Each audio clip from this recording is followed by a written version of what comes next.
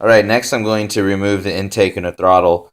I've already removed the air filter housing intake hoses. I'm now going to be removing the intake here. And I've already removed the T30 Torx that go inside there and there. I'm still trying to learn how to keep this camera from focusing. And then I'll also continue to remove the T30 Torx out of here and here and then under here. And then I'll pull the throttle body itself off.